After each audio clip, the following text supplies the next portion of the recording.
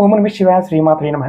మిత్రులకి, శ్రీభిలాషులకి, అలాగే నన్ను ఇంతగా ఆదరిస్తున్న యూట్యూబ్ ప్రేక్షకులందరికీ కూడా పేరు పేరు ధన్యవాదాలు. మిత్రులారా, మీ అందరికీ పరాదేవత ఎల్లవేళలా మీతో ఉండి మీ మనోవాంఛ నెరవేర్చాలని మనస్ఫూర్తిగా కోరుకుంటున్నాను. ఈ షార్ట్ వీడియోలో స్నానం చేయకుండా పూజ చేయకూడదా? ఇది చాలా మందికి ఉండే పెద్ద క్వశ్చన్. శరీరం మన శరీరం మీద మాలిన్యం ఉంటుంది. ఆ మాలిన్యాన్ని తొలగించేదే స్నానం. స్నానం అనేది శుచి, శుభ్రత సంకేతమే కానీ పవిత్ర కార్యం కాదు. పూజ చేయడానికి స్నానం చేయడానికి సంబంధం లేదు.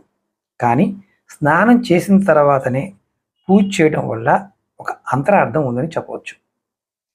మామూలుగా స్నానం కానీ, తలస్నానం కానీ, అభ్యంగ స్నానం కానీ చేసిన తర్వాత శరీరంలో ఉన్న మన మీద ఉన్న మురికి మొత్తం తొలగిపోయి మనసు ప్రశాంతంగా ఉంటుంది కాబట్టి స్నానం చేసి పూజ చేయమని చెప్తారు.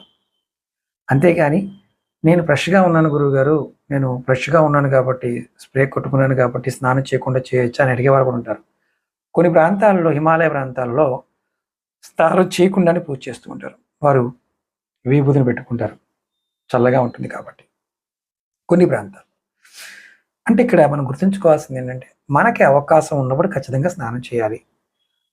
హిమాలయాల్లో చల్లగా ఉన్నప్పుడు, చేయలేనప్పుడు విభూది పెట్టుకొని స్నానం అది సజల స్నానం అంటారు.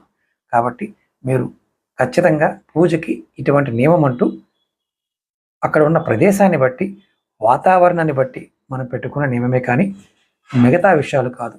మన దగ్గర అవకాశం ఉన్నప్పుడు, స్నానం చేయడానికి అవకాశం ఉన్నప్పుడు ఖచ్చితంగా స్నానం చేసే పూజ చేయండి. అప్పుడే మీ మనసు ప్రశాంతంగా ఉంటుంది. అలాగే మీకు ఈ వీడియో నచ్చినట్లయితే లైక్ చేయండి, ఛానల్ సబ్స్క్రైబ్ చేసుకోండి, పక్కనే ఉన్న గంట సింబల్ని యాక్టివేట్ చేసుకొని ఈ వీడియోని 10 మంది మిత్రులకి షేర్ చేయండి. ఓం నమః శివాయ శ్రీమాత్రే నమః.